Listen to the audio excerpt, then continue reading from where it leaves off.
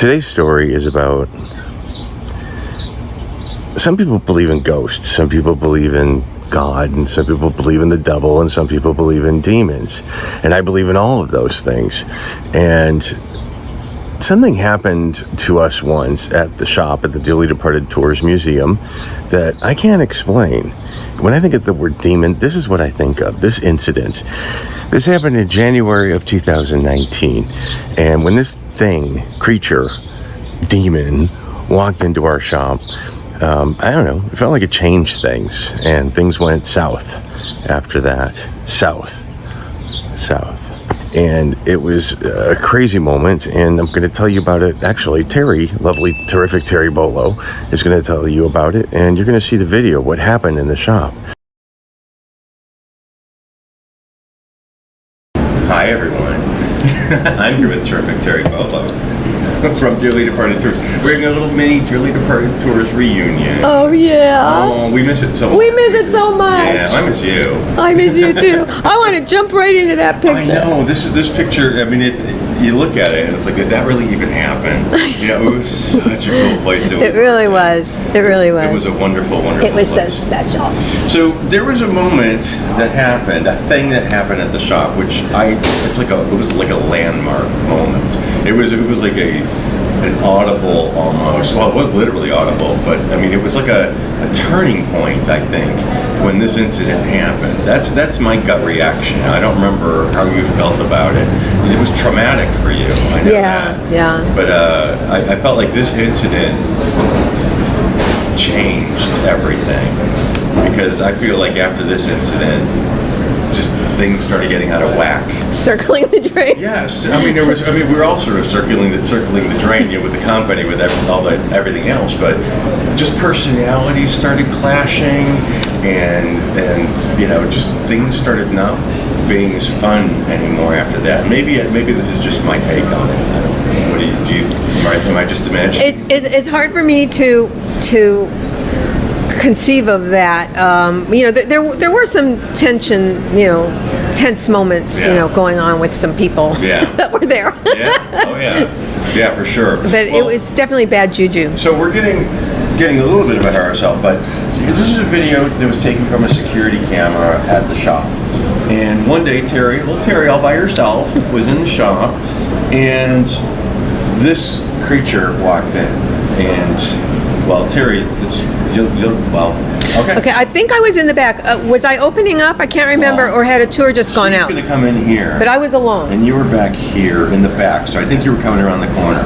So this creature comes in the shop, and I have to say this creature because the most disturbing thing happened, and I really do think, and I think this is like something demonic, I really do. This creature came in, and I'm going to show this up close later on when I edit this. The creature came in and looked straight at the camera, gave this bizarre toothy smile. Anyway, let's watch it. Okay. There's Terry coming in.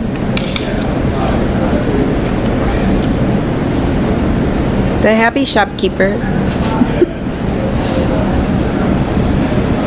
There she is.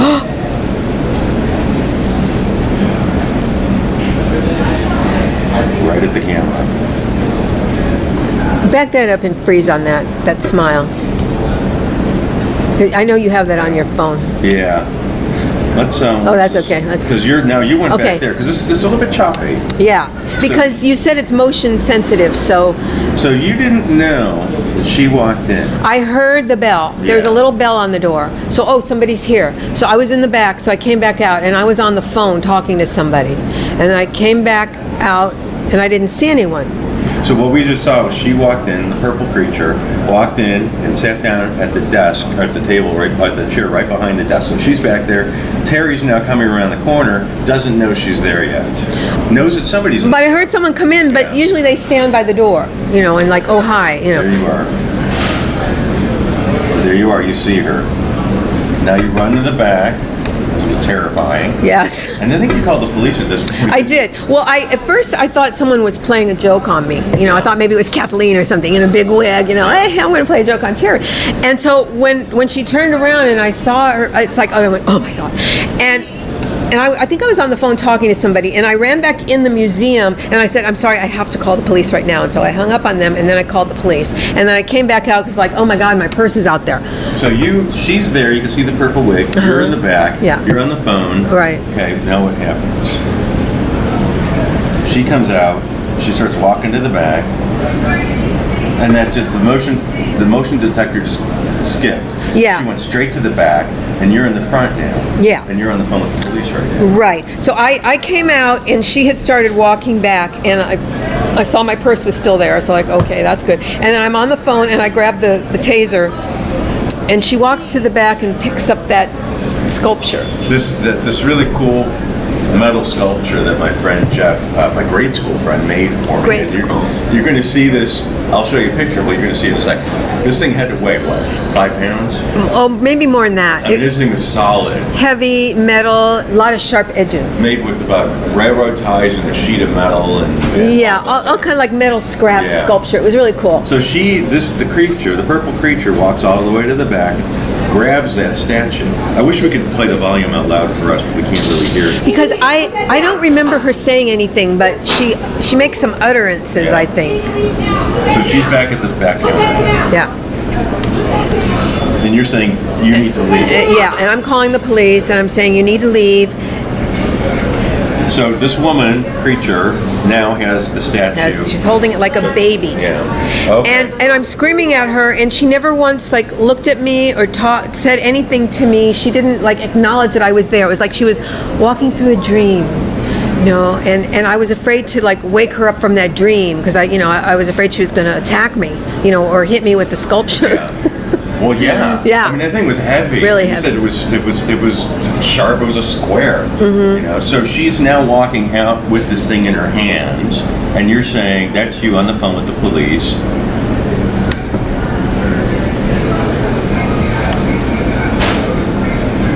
You grab the taser. There you go. Listen to that. You're threatening her with the taser. She looks at the camera one more time.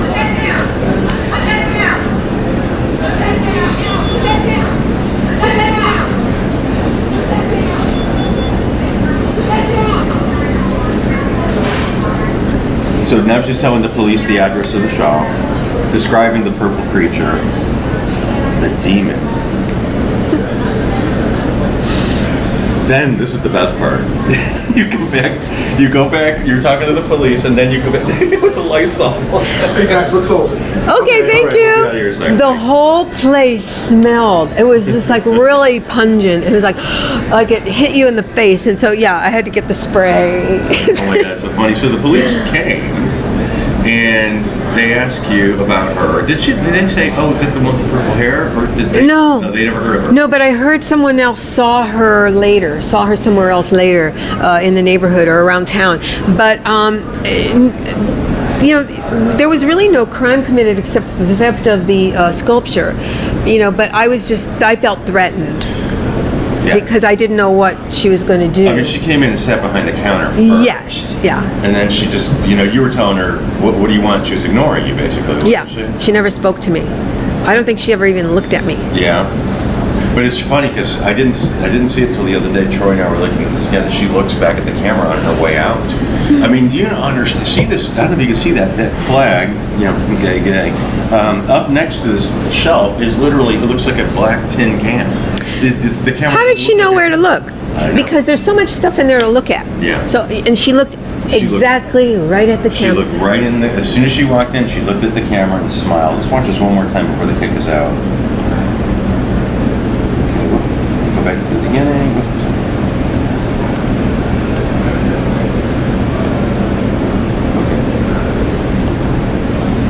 Okay. Sweet Terry coming in.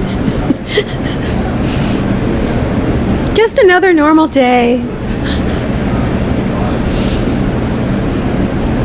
And again, this camera is invisible. There she is. Watch them. She looks straight at the camera. Bam. And smiles that crazy smile. It's like she had daggers for teeth. She looked like that thing from, the Love Doll, whatever it was called. And she goes straight back to the painting of Colonel Sanders, sits in your chair. And she's sitting there dangling her feet like a little kid, just like, looking at the computer screen. I don't know. It was my Facebook page was on it, I guess.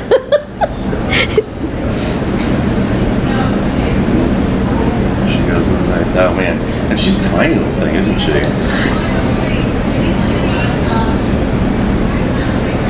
This was so. Maybe the symbolic thing about when this happened. Well, watch. She'll look at the camera one more time.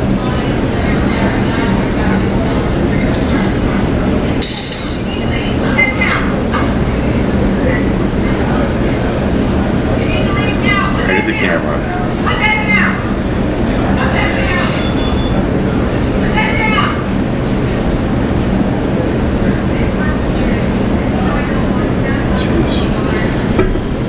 So they came, the police came, they took a little report, couldn't do anything, No. really. And that was that. And just said, the theft, what was the value? I said, about $1,000. And your friend said, yeah, that's about right. And, yeah, but it was just freaky and scary. It's like, okay, who is she? Where is she coming from? What is she doing walking around on Santa Monica Boulevard across the street from the cemetery? We don't get foot traffic. No. It's not foot traffic. And the way that it was set up is like you had to walk through a gate, in a parking lot, and then walk in the door. What made her walk in that place? Our door. Yeah, our door, yeah. And what made her take that statue? There was shelves and things Of she could stuff. have taken. I thought about it. Metal, scrap metal. You can sell it. Oh, okay. That's what I thought. Okay. I think she was looking around for something that she could sell. Yeah, that was a big chunk of metal. Big chunk of metal. Well, I mean, it was. I guess symbolically, I say it was when things went to shit. But after that moment, we could no longer keep the doors open. We had Had to lock keep the doors. door locked all the time, and there were a couple times when someone would come and ring the bell, or we had a buzzer or something, and if they looked a little sketchy, I'd say, oh, you need to call and make an appointment. If I didn't want to let them in. Yeah. There you are. So thank you, Terry Bolo, for spending time with me and explaining Scott. that. 'Cause we've never really sat and dissected it before. The day the purple demon came into the shop. Really bizarre. Yeah. Well, it's so nice to see you. I know. Thanks for watching. So that's the story today. Take that as you will.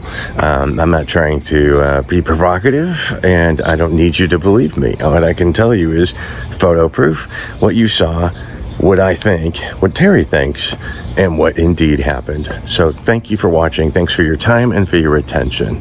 And until next time.